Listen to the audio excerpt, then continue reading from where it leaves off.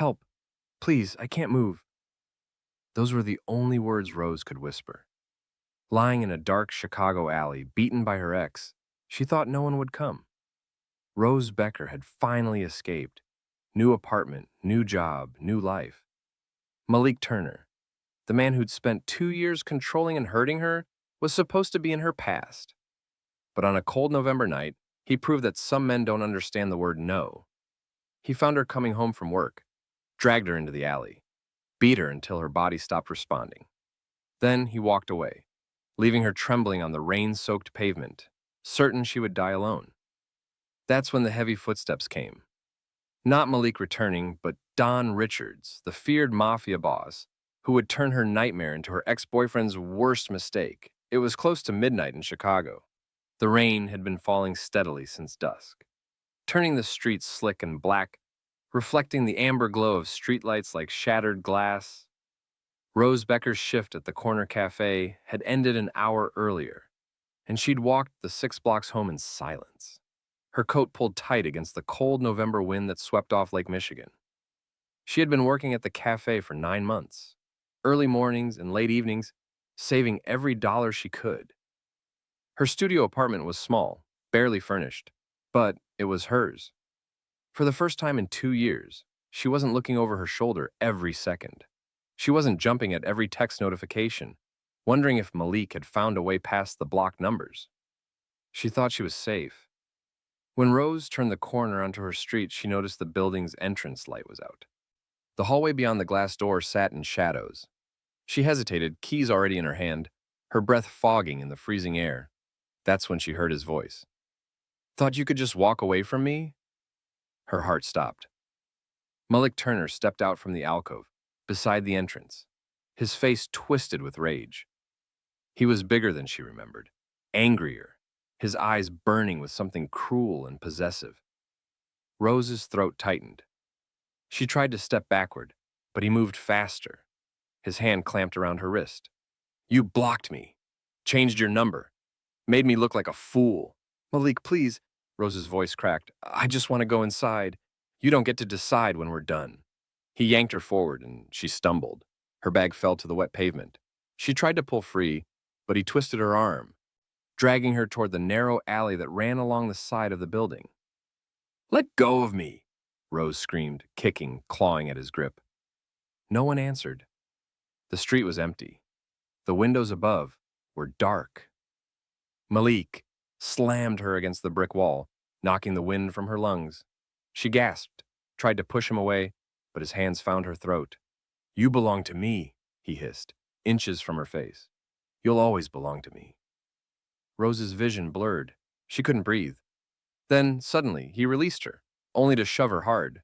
She fell backward, her shoulder cracking against the concrete steps. Pain exploded through her side. She tried to stand, but her legs wouldn't respond. Malik loomed over her, his boot connecting with her ribs. Once, twice. She heard something crack inside her chest. Rose's scream shattered into a subtin. She curled onto her side, gasping, her body refusing to obey. Rain poured down, soaking through her clothes, mixing with the blood on her lip. Malik crouched beside her, brushing wet hair from her face with a tenderness that made her skin crawl. "You're mine, Rose. You'll always be mine." Then he stood and walked away, his footsteps fading into the rain. Rose lay there, half collapsed against the cold wall, the alley spinning around her. She tried to move her legs. They wouldn't respond. Her ribs screamed with every shallow breath. Her fingers trembled as she reached for her phone, but it had fallen somewhere in the darkness, out of reach. "Help." The word came out broken, barely a whisper. "Please, I can't move." Only the rain answered. Minutes passed, or maybe hours. Rose didn't know anymore. She stared at the narrow strip of sky above the alley, tears streaming down her face, certain this was how her story would end. Alone, broken, forgotten. Then she heard footsteps, heavier than Malik's. Slower, deliberate. Rose's breath caught. Terror flooded through her. He came back. He came back to finish it. A figure emerged from the shadows at the mouth of the alley, tall and broad-shouldered, dressed in a black suit soaked through with rain. The streetlight behind him cast his face in darkness. Rose tried to shrink against the wall, tried to make herself smaller. Please, she whispered, her voice breaking. Please, don't hurt me anymore. The footsteps stopped.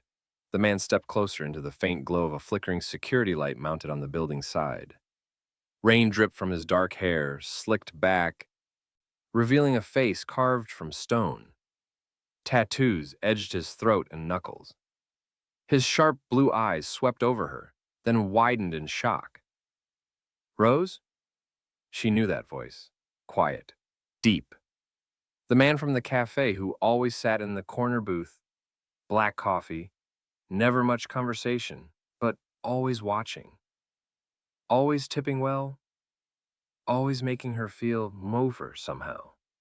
Don Richards. He dropped to one knee in the rain beside her, his expression shifting from shock to something darker, something deadly. Who did this to you?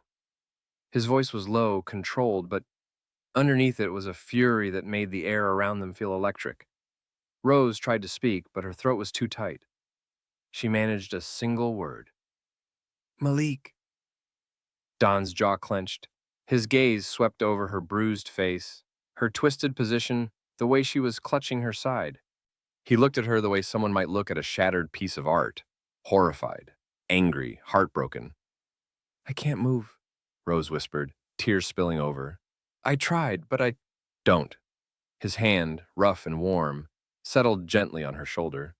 Don't try to move. I've got you. He slipped one arm beneath her knees, the other behind her back, and lifted her as though she weighed nothing. Rose cried out, pain lancing through her ribs, but Don's grip was steady, careful. I know it hurts, he murmured, his voice softer now. Hold on, just hold on. Rose let her head fall against his chest, the rain still pouring down around them, her body trembling with shock and exhaustion. She should have been afraid. This was Don Richards, the man whose name people spoke in whispers, the Mafia boss, who controlled in half the city's underground. But all she felt was relief, because someone had come, someone had found her, and from the look in Don's eyes as he carried her out of that alley, Malik Turner had just made the worst mistake of his life. If you've stayed with us this far, thank you for lending your heart to this moment, to Rose's terror and Don's quiet fury. Sometimes the stories that shake us most are the ones where someone finally arrives when we've given up hope. If this moment stirred something in you, don't forget to subscribe, to like, and to share this story with those who need to hear it. A reminder that even in our darkest hours, salvation can come from the most unexpected places. Where are you listening from tonight? Tell us your city, your state, your country, so we know how far Rose and Don's story has traveled, how many streets it has crossed, how many hearts it has reached, hearts like yours. Thank you for being here. Stay with us for what comes next. Don's arms tightened around Rose as he strode out of the alley, his footsteps heavy against the wet pavement, rain streaming down his face. She didn't have the strength to ask where he was taking her. The pain had blurred into one endless wave of cold and fire and fear. But for the first time in 2 years, Rose Becker felt something she thought she'd lost forever. She felt safe. Rose drifted through fragments of consciousness, the SUV's engine humming beneath her. Don's voice clipped and commanding, faster! The vehicle weaving through streets, rain hammering the windows. A man in the front seat speaking rapidly into a phone, words she couldn't quite catch. Then different sounds. Footsteps on concrete. Fluorescent lights harsh against her closed eyelids. The chemical smell of antiseptic. Careful with her. Don's voice closer now, edged with something sharp. Rose tried to open her eyes but couldn't. Her body felt distant, wrapped in cotton and pain. A new voice. Older, clinical. Get her on the table. I need to see the damage. Hands moved over her, professional, impersonal, fingers pressed gently against her ribs. She whimpered. Cracked ribs, at least 2. The doctor's voice. Badly bruised hip. Mild concussion. She's lucky nothing's shattered. Lucky. Don's tone turned dangerous. She'll walk again, but she needs rest. Weeks, not days. Give her the best you have. I don't care what it costs. Don, I can't just. I didn't ask what you can do. I told you what you will do. A pause. How much pain is she in? Considerable. I'll start her on. The voices faded again, pulled under by exhaustion and whatever they'd given her for the pain. When Rose finally woke, the world had changed. She was lying in a bed softer than any she'd ever known, wrapped in sheets that smelled faintly of lavender. Moonlight spilled through floor-to-ceiling windows, revealing a city sprawled below, glittering and impossibly far away. Rose blinked, disoriented. An IV line ran from her arm to a stand beside the bed. Clean bandages wrapped her ribs beneath a soft cotton shirt she didn't recognize. Her dress from the alley was gone. Panic flared. Where was she? Who had undressed her? You're awake. She turned her head too quickly and winced. Don sat in a chair near the window, still wearing his black suit pants, but his shirt was unbuttoned, sleeves rolled up. His knuckles were scraped raw. Where? Her voice came out hoarse. My place. You're safe here. Rose's gaze swept the room. Expensive furniture, art on the walls, the kind of security only money could buy. This isn't a hospital. I didn't take you to a hospital. Don leaned forward, elbows on his knees. I took you somewhere discreet. My doctor patched you up. Your doctor? One I trust. Rose's chest tightened. This man, the quiet customer from the cafe, had his own doctor, his own penthouse, overlooking the city. Men who jumped when he spoke. I don't understand, she whispered. Why did you? I heard the commotion outside. I was finishing a meeting nearby, and I followed the sound. His blue eyes held hers. When I found you in that alley. He stopped, jaw clenching. Malik's gone. For now. You're under my protection. I don't even know you. You know enough. Don's voice softened slightly. I'm the guy who always sat in the corner, who watched you work, who made sure nothing happened to you. Rose's breath caught. You were watching me? Before Don could answer, a knock sounded at the door. A man entered, broad-shouldered, tattooed, his eyes carefully averted from Rose. Boss, we've got movement on. He stopped mid-sentence when Don's gaze cut to him. Not now, Marcus. The man paled. Yes, sir. Sorry, sir. He backed out immediately. Rose stared. The fear in that man's eyes, the instant obedience.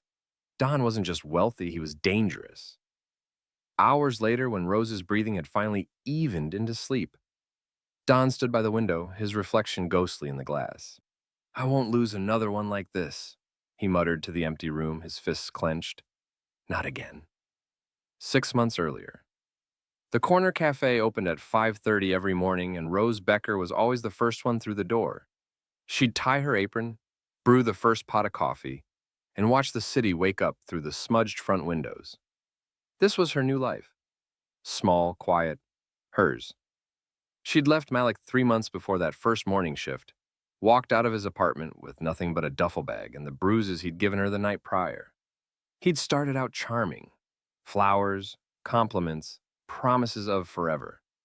Then came the questions about where she'd been. The accusations. The grip on her arm that left marks.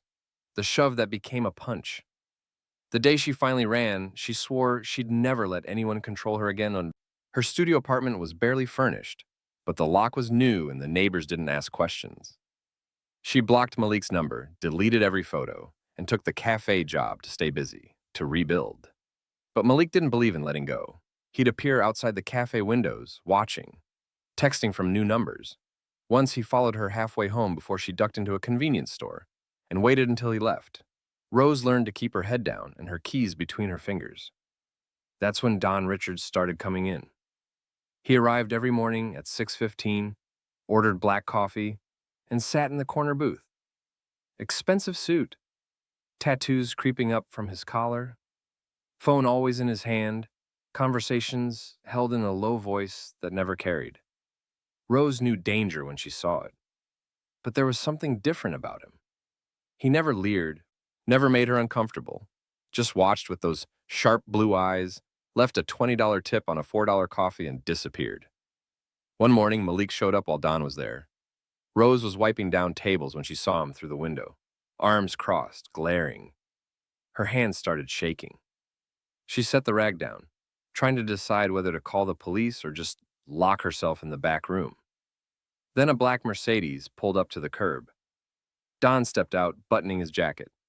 He didn't approach Malik, didn't say a word, just stood there, a silent wall of muscle and menace. Malik's bravado crumbled.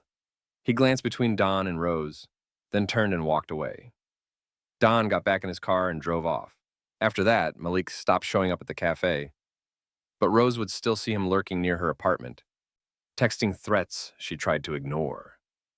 Don couldn't stop thinking about her. Those eyes, wary, exhausted but still fighting. He'd seen that look before. On Elena, his childhood friend, practically his sister, had worn that same expression 15 years ago when her boyfriend started showing his true colors. Don had been young then, reckless, too caught up in his own problems to see hers clearly. By the time he realized how bad it had gotten, she was already gone. Dead in a hospital bed, her boyfriend's hands still red. Don had arrived too late. He wouldn't make that mistake again. "Marcus," he said one evening, phone pressed to his ear, "I need you to keep an eye on someone. Discreetly. Woman named Rose Becker. Lives on Ashland, works at the corner cafe. Trouble? Preventing it. Watch her street. If anyone bothers her, I want to know immediately." He told himself it was enough. That distance would keep her safe without dragging her into his world. Don sat in the chair beside Rose's bed watching her sleep. The bandages, the IV, the way she flinched even in unconsciousness. His half measures hadn't been enough. Keeping his distance hadn't protected her. And now, as dawn broke over the city, Don made a different promise. He wouldn't just watch anymore. He'd make sure Malik Turner never touched her again. Rose woke the next morning with her mind clearer, sharper. The pain medication had worn off enough that she could think without the fog, and thinking made her want to leave. She pushed herself upright, wincing as her ribs protested. Don was standing by the window, coffee in hand, dressed in fresh clothes. He turned when he heard her move. "I need to go home," Rose said before he could speak. "You're not ready. I didn't ask if I was ready." Her voice was firmer now. "I appreciate what you did, but I can't stay here. I don't even know you." Don set his cup down and crossed the room, pulling the chair closer to her bed. "Then let me fix that. My name is Don Richards. I run most of the organized operations in this city. Protection, enforcement, territory management. People who cross certain lines answer to me." Rose's breath caught. "You're telling me you're a criminal?" "Yes." His gaze didn't waver. "I'm not a saint, Rose, but I keep order where the law can't or won't." The pieces fell into place. The bodyguards, the underground clinic, the way grown men feared him with a single look. "So you're exactly what I thought," she said quietly. "Dangerous. I am. But not to you." Rose shook her head, anger rising. "You think you can just decide that? Swoop in and play God with people's lives?" "I didn't play God." Don's voice hardened. "I found you bleeding in an alley because the law didn't protect you. Because restraining orders are paper and police reports don't stop men like Malik. I did what had to be done. You don't know anything about me. I know you left him months ago. I know he wouldn't let you go. I know you've been looking over your shoulder every day since." Don leaned forward. "And I know that if I hadn't been there last night, you'd be dead." The words hit like a slap. Rose looked away, her throat tight. A knock interrupted them. The doctor entered, a gray-haired man with tired eyes. He checked Rose's vitals, examined her bandages, then turned to Don. "She needs at least 2 more weeks of rest before she can move safely. No stairs, no physical strain." "I can rest at my apartment," Rose interjected. The doctor's expression darkened. "Does your attacker know where you live?" Rose's silence was answer enough. "Then I strongly advise against it," the doctor said. "You're vulnerable right now. Another attack could—" "She stays here." Don's tone left no room for argument. The doctor nodded and left. Rose stared at her hands, hating how weak she felt. How trapped. "I won't trade one cage for another. This isn't a cage, Don's voice softened. It's a safe place until you can stand on your own 2 feet again. That's all I'm offering. And if Malik comes back, then he'll answer to me. Rose closed her eyes. The memory of Malik's boot, his whispered threats, the certainty that she would die alone, it all crashed over her. She couldn't go back to that apartment, not yet. Not while her body betrayed her with every movement. Just until I can walk properly, she finally said. Then I leave. Don stood, his expression unreadable. Then we'll get you there. The first week blurred together in a routine Rose never expected.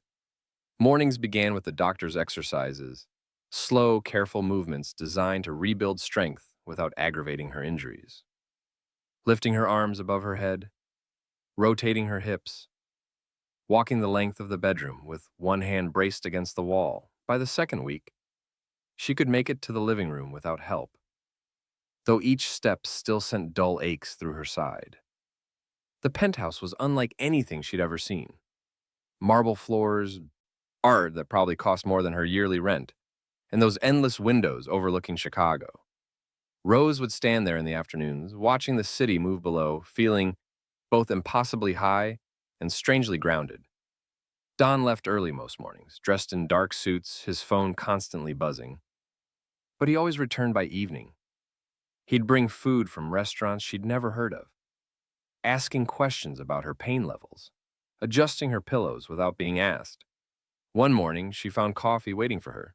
Light cream, 1 sugar, though she'd never told him how she took it.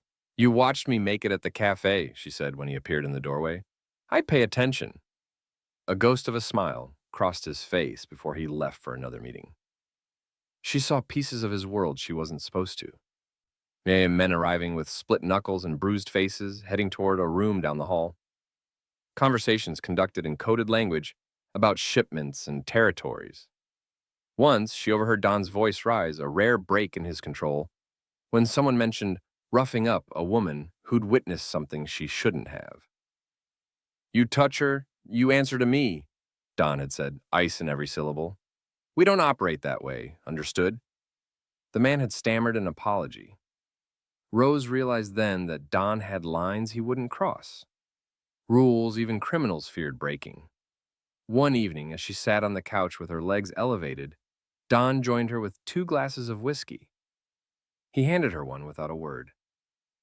Why did you help me? Rose asked after a long silence. You could have walked past that alley. Don stared into his glass. I had a friend once, Elena. We grew up together. She was like a sister. His jaw tightened. Her boyfriend started hitting her.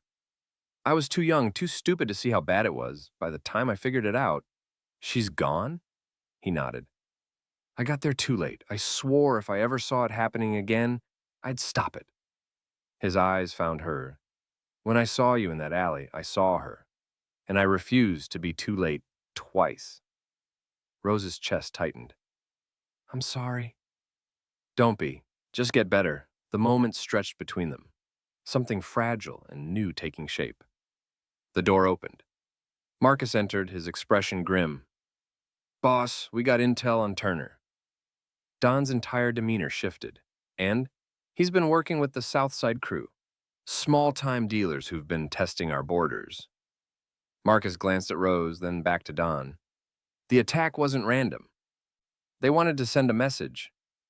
Don set his glass down slowly, his knuckles white. Then they'll get one back. Don's penthouse transformed into a war room. Maps spread across the dining table, photographs of faces Rose didn't recognize. Marcus and 2 other men stood at attention while Don circled the table, his movements controlled, predatory. Malik Turner is working with the Southside crew, Don said, tapping a photo. Small operation. They've been moving product through our territory without permission, thinking we wouldn't notice. His eyes darkened. They used Rose to make a statement. Rose sat on the couch, her stomach churning as she listened. Find their supplier, Don continued. Cut the line, no weapons reach them, then hit their distribution points. Quietly. I want them scrambling. What about Turner himself? Marcus asked. He's mine. The men nodded and filed out, leaving Rose alone with Don. You have rules, she said quietly. even in this. Don turned to face her. I don't hurt families. I don't target innocents. But if someone hurts what's under my protection, I don't stop until the threat's eliminated. Rose wrapped her arms around herself. More violence because of me. Not because of you, because of him. I'm scared, she admitted. Scared of what will happen. Scared that part of me wants Malik gone forever. Her voice cracked. Does that make me like you? Don crossed the room and crouched in front of her, his gaze level. You get a choice in this. If you want me to leave Malik alone, I will. I'll put extra security on your building, give you resources to disappear if you want. But understand, he might come back. Men like him don't quit. Rose closed her eyes and suddenly she was back in the alley. Malik's boot connecting with her ribs. His whispered promise, you're mine. You'll always be mine. The cold pavement beneath her. The certainty that she would die there. Her hands trembled. Do what you have to do, she said, meeting Don's eyes. I don't want him to hurt anyone else. Not me. Not some other woman he decides belongs to him. Don's expression softened. He squeezed her hand once, then stood. Then it's done. Over the next days, Rose watched Don's operation unfold with surgical precision. Phone calls in clipped tones, men reporting back with updates, a weapons shipment intercepted. A meeting disrupted, each move calculated to tighten the net around Malik and his associates. Don never raised his voice, never lost control. He was a chess player moving pieces across a board only he could see. Then, on the fourth night, Marcus entered with a phone in his hand, his jaw tight. Message came through one of Turner's guys, he said, handing it to Don. Don read it, his knuckles whitening around the device. What does it say? Don's voice was ice. Tell Richards I'm coming for what's mine. He can't protect her forever. The room went silent. Don set the phone down carefully, his expression carved from stone. Marcus, double security. No one gets within a block of this building without clearance. Yes, sir. Don looked at Rose, and for the first time since she'd met him, she saw something beyond control in his eyes. Fury. He wants personal, Don said quietly. He'll get it. 3 days passed, with Rose confined to the penthouse. 2 guards stationed outside the door, windows locked. Don checking in every few hours via phone when he couldn't be there himself. Rose understood the precautions, but the walls felt closer each day, the luxury suffocating. She was healing, walking without pain, yet trapped again. On the 4th night, Don left for a meeting he couldn't postpone. Marcus is downstairs, 2 men outside your door, you're safe. Rose nodded, though something cold settled in her stomach. She was reading on the couch when the lights flickered, once, twice. Then, darkness swallowed the penthouse. Emergency lighting kicked in after a few seconds. Dim, red-tinted. Rose stood, her pulse quickening. Through the door, she heard muffled voices, a thud, then silence. Hello, she called out. No answer. Rose moved toward the door, then stopped.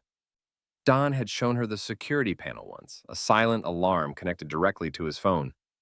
She pressed the sequence, praying she remembered correctly. The panel blinked green. Footsteps in the hallway. Heavy, multiple sets. She's in there, a voice hissed. Not one of Don's men. Rose's breath caught. She backed away from the door, looking for options. The main door was compromised, but there was a service entrance near the kitchen. Don's men used it sometimes. She moved quickly, quietly, slipping through the kitchen. Her ribs protested, but adrenaline pushed her forward. Behind her, the main door burst open.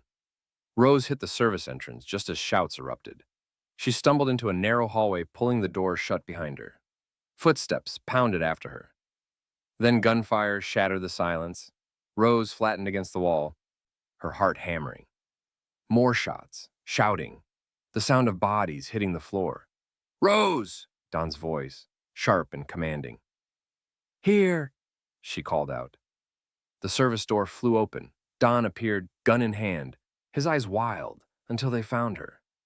Relief flashed across his face before it hardened into rage. Stay behind me. The corridor erupted into chaos. Don moved like a force of nature, precise, Lethal. His men flanked him, taking down Malik's crew with brutal efficiency. Muzzle flashes lit the dim hallway. The acrid smell of gunpowder filled the air. Rose pressed herself against the wall, trying to make sense of the violence. Then she saw him, Malik at the far end of the hall, backing toward the stairwell. Their eyes met for one terrible moment before he turned and ran. Don fired twice, but Malik disappeared through the door. "Boss!" Marcus shouted. "You're hit." Rose's gaze snapped to Don. Blood seeped through his shirt sleeve just above his elbow. "It's nothing," Don growled, but Rose was already moving toward him. 20 minutes later, a paramedic from Don's network worked on Don's arm in the living room. A graze, painful but not serious. 3 of Malik's men lay dead in the hallway. One guard, the one they'd bribed, was in custody. Rose sat beside Don, her hands shaking. "He won't stop," she whispered, tears finally breaking free. "He'll keep coming." Don's uninjured hand caught hers, his grip firm. His eyes, when they met hers, were cold and absolute. "Then I won't either." Marcus found Malik within 48 hours, an abandoned warehouse on the industrial South Side, where the South Side crew had been staging operations. Intelligence reported 5 men inside, weapons stockpiled, preparing for one final move against Don's territory. Don loaded his weapon in silence, his jaw set. "I'm going with you," Marcus said. "No, you stay with Rose. 2 men on the door, 2 in the lobby. No one gets through." "Boss, this one's mine." Rose stood at the penthouse windows as dawn approached, watching the city lights blur through her exhausted tears. She knew where Don had gone, what he was doing, violence because of her. Blood spilled in her name, but Malik's voice still echoed in her mind. "You're mine. You'll always be mine." She pressed her palm against the cold glass. "Let it end. Please, just let it end." Don's team surrounded the warehouse in the pre-dawn darkness. No sirens, no warnings, just silent figures moving into position. Don entered through the main door, flanked by 3 of his best. The interior reeked of oil and rust. In the center, beneath flickering overhead lights, Malik stood with 4 men, all armed. Malik's face twisted into a sneer when he saw Don. "The big man himself. You really came all this way over some girl?" Don's expression never changed. "Over a woman who didn't deserve what you did to her. Over a promise I made long before I met you." "She's mine," Malik spat. "She'll always be—" "She's not property." Don's voice dropped to ice. "That's your mistake. You see ownership. I see a human being, and that difference ends you." Malik reached for his weapon. Don was faster. The fight was brutal and efficient. Gunfire cracked through the warehouse. Don's men moved with precision, disarming and neutralizing Malik's crew. Don himself advanced on Malik, who backpedaled, firing wildly. A bullet grazed Don's shoulder. He didn't slow. He disarmed Malik with a vicious strike, sending the gun skittering across concrete. Malik swung, connected with Don's jaw. Don's head snapped back, then forward. His fist drove into Malik's ribs, once, twice, the same ribs Malik had shattered in rows. Malik crumpled, gasping. Don dragged him upright by his collar. "You're done. Your crew's done. Your weapons, your money, your connections, gone." He pulled out his phone, dialing. "Detective Morrison, I have a gift for you. Warehouse on Carter Street. Malik Turner and Associates. Assault, attempted kidnapping, conspiracy. Evidence is waiting." Malik's eyes widened in horror. "You're turning me over to the cops? Worse. I'm making sure you spend decades remembering what happens when you touch what's not yours." Don released him, letting him collapse. "Every woman you ever hurt will testify. Every crime documented. You'll rot in a cell knowing I put you there." Sirens wailed in the distance. Don walked out, leaving Malik broken on the warehouse floor. Rose heard the penthouse door open just after sunrise. Don stood there, blood on his knuckles, shirt torn, exhaustion etched into every line of his face. But his eyes were calm. He crossed to her and knelt, just like in the alley, taking her hands in his. "It's done," he said quietly. "He'll never touch you again." Rose's breath shuddered out, tears spilling over. Finally, she could breathe.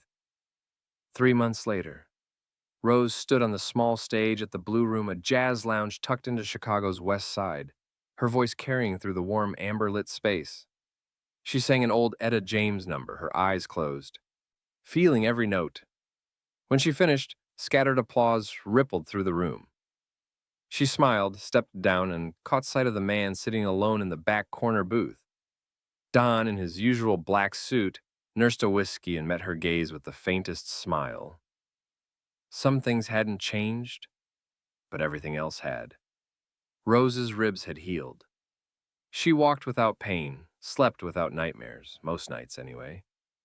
Don had quietly helped her land the singing gig, never asking for credit. She'd enrolled in a vocal workshop downtown. Her new apartment was small, but bright, with locks that made her feel secure.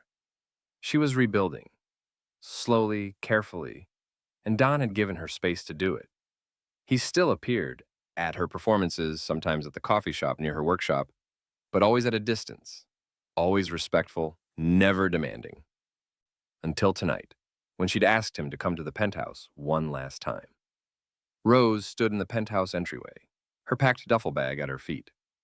Don leaned against the doorframe, arms crossed, expression unreadable. "You don't have to do this," he said quietly. "I know, but I need to." Rose met his eyes. "I need to know I can stand on my own, that I'm not just trading one situation for another. You think that's what this is? I think I'm afraid of losing myself if I stay." Don straightened, moving closer. "Rose, you owe me nothing. Not gratitude, not loyalty, nothing.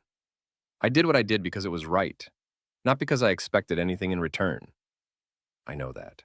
Her voice wavered. "But if I stay, I need it to be my choice. Not because I'm scared or broken or..." "Then go." Don's voice was soft. "I'll always have people watching out, just in case. But I won't interfere. You'll be free." Rose picked up her bag, her heart hammering.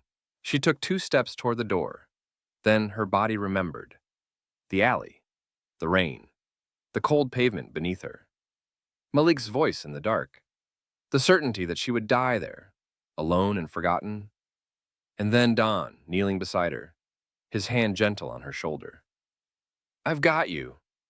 She remembered waking in this penthouse, terrified and broken. The way Don had sat vigil. The way he'd respected every boundary. The way he'd given her space to heal without rushing, without demanding. With him, she hadn't felt trapped. She'd felt seen, protected, safe enough to become herself again. Rose set the bag down. She turned and crossed back to Don, her steps steady. When she reached him, she rested her forehead against his chest, her hands gripping his shirt. "I thought staying meant being weak," she whispered. "That it meant I hadn't really healed. But with you..." Her voice broke. "With you, I finally feel like I can move again. I just don't want to move away from you." Don stood perfectly still, then his arms came around her, strong and careful. "I've been waiting," he murmured into her hair, "to hear you say you chose this, chose me, freely." Rose pulled back to look at him. "I choose you." They left the penthouse together as the sun rose over Chicago, walking side by side through the glass doors and into the morning light. No longer the girl who couldn't move, no longer the man watching from shadows. Just 2 people who'd found each other in the darkness and decided to face whatever came next, together.